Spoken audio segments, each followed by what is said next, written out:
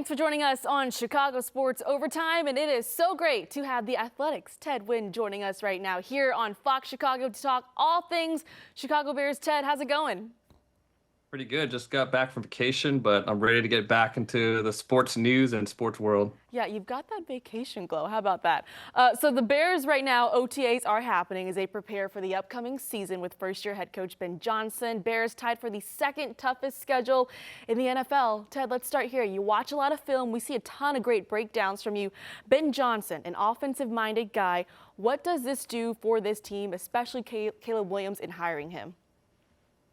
Well, to me, Ben Johnson is one of the best offensive play callers and play designers in the league. Everybody in around the league is always looking at what he's doing and trying to copy what he's doing. He's so creative with his trick plays, and that's what stands out. But then when you really look at the team, I think what he does best is really maximize the talent on a team, really weaponizing that offensive line in Detroit, bring the best out in Jared Goff, putting Amon-Ra St. Brown in position to do what he does best. So I'm excited to see what he does with this Bears roster and how he accentuates the strengths of the players on the team. You mentioned the offensive line. We're going to talk about that in just a moment. But, hey, there are a lot of mouths to feed on this offense. DJ Moore, Rome Odunze, Cole Kmet, Colson Loveland, Luther Burden. You still got Swift. What do you anticipate his offense looking like here? Yeah, I think in Detroit, he was a lot more heavy personnel based. You saw a lot more 12 personnel. You saw him use a fullback. You saw him use a 6 offensive lineman a lot. I imagine with the Bears, they're still going to be a run-heavy team, but it's not going to look quite like it did in Detroit. I think they're going to be a lot more spread out because of the receiving talent the Bears have, and because I think Caleb Williams is more comfortable in a more spread-out offense. So I think it's going to be a more spread-to-run team rather than a team that really compacts everything inside like Detroit did.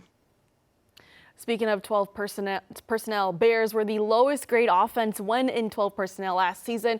So how does this change now, you think, with Colson Loveland and Cole Kmet as the traditional inline guy? Yeah, to me, I think to make 12 personnel work, it's more than just the talent of the tight ends. You have to be able to run the ball well out of 12 personnel, because if you don't run the ball well, you're not going to get the mismatches that you want. You want the other team to have to put out their base personnel. You want them to put out more linebackers and heavy bodies on the field so you can take advantage of those heavy bodies with your receiving talent with the tight ends. So I think the Bears really struggled to run the ball last year. They struggled to run the ball out of 12 personnel, and teams didn't respect their heavier personnel. So I think with the addition of the offensive linemen, like we talked about, they should be able to run the ball better, and that will help create some of those mismatches that the Bears want to see. Let's talk a little bit more about their run game because, yes, last year it was bad. They averaged 4 yards a carry. What do you think they should do with that running back room? Should they add someone? Yeah, I definitely think you could add some more running back talent. I thought for sure that they would do that in the draft, but the draft didn't shake out like it wanted. I'm sure Ben Johnson would have really loved to get Ashton Jeanty if it was possible, but obviously we know the Raiders ended up drafting Ashton Jeanty and they weren't able to trade up to get him. So I think there's still some interesting running back talent in the free agency class right now. There's J.K. Dobbins out there. Nick Chubb looks like he's getting healthy, but he's coming off a couple of devastating injuries. But I think there are some running backs worth taking a look that the Bears could bring in, and it wouldn't surprise me at all if they ended up signing a running back or two. Okay, let's talk offensive line. Joe Thuney, Drew Dahlman, Jonah Jackson locked in through the 2027 season. Have they made Caleb Williams' life easier now, especially after a season that saw a league-high 68 sacks? Some of those were on him, too. Yeah, undoubtedly. I think bringing in those offensive linemen won't just help with pass protection, but they're going to be able to run the ball a lot better, and they're going to be a lot more physical of a team running the ball. And that's going to take a lot of stress off Caleb Williams. He's not going to have to go to the straight drop back game a ton, which puts a ton of pressure on him and a ton of pressure on the offensive line. One of the first things that Ben Johnson did with the Detroit Lions is they became a very multiple run game. They ran everything. They ran trap. They ran outside zone. They ran power. And when you bring in a veteran offensive line like they did, they're going to be able to run those multiple run schemes and really give defenses a tough time defending the run, which will make things a lot easier for Caleb Williams. Also, they're going to be a four-down team. Ben Johnson likes to go for it on fourth down, which means 3rd and 5, 3rd and 7 doesn't necessarily mean you have to pass.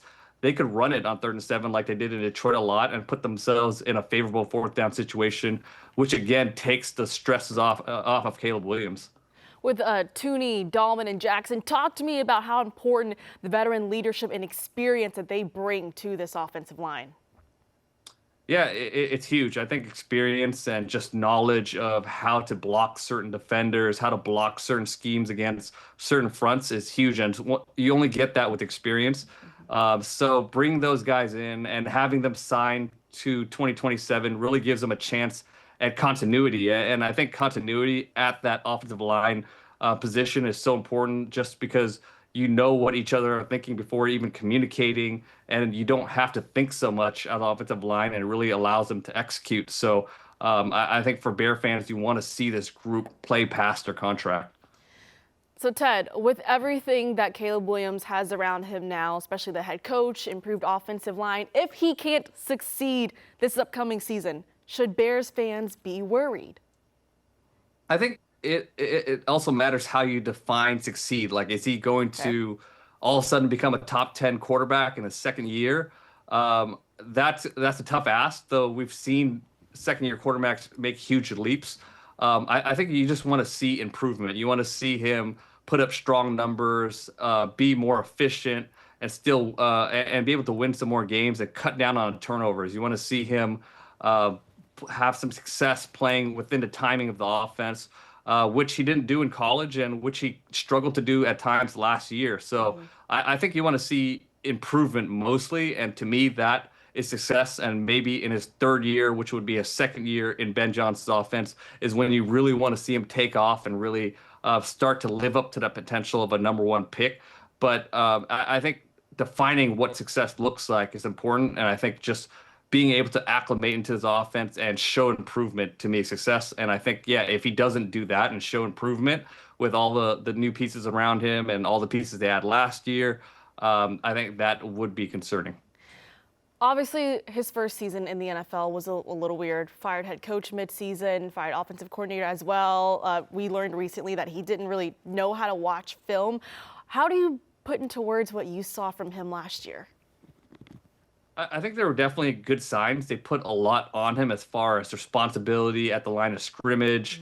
I think he did that pretty well. And you saw, and at the end of the day, he had pretty strong numbers, especially when you consider he had a fired offensive coordinator. The offensive line was a mess. So there was some success there, and we saw the playmaking ability, and he didn't lose confidence, which is the big thing. So it was definitely up and down season. I thought he was. He didn't live up to expectations, but I thought he played fine for the situation he was in. When you look at this team as a whole going into this upcoming season, is it all here for the Bears to succeed? Yeah, I mean, I wouldn't expect them to maybe make the playoffs right in Ben Johnson's first season, but they have a strong defensive team. They were pretty good defensively last year. I think Dennis Allen was a great addition as defensive coordinator, so I wouldn't be surprised if they have a defense that challenge for a top 10 type ranking. And if they could put it together on offense and really be a more consistent, explosive unit, then they could definitely surprise some teams in the league. Over under 8.5. What are you taking?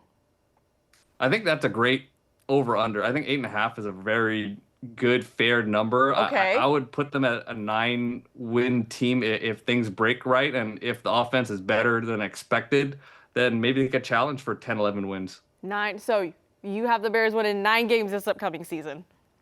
Yeah, I mean, all right. I was optimistic about them last season, and they burned me. But I'm gonna just kind of jump back on the wagon and hopefully hope they don't burn me again. Hey, fingers crossed for sure. Though they'll win more than 5 games. Ted Nguyen, thank you so much for joining us. We always appreciate your insight. Thanks for having me on.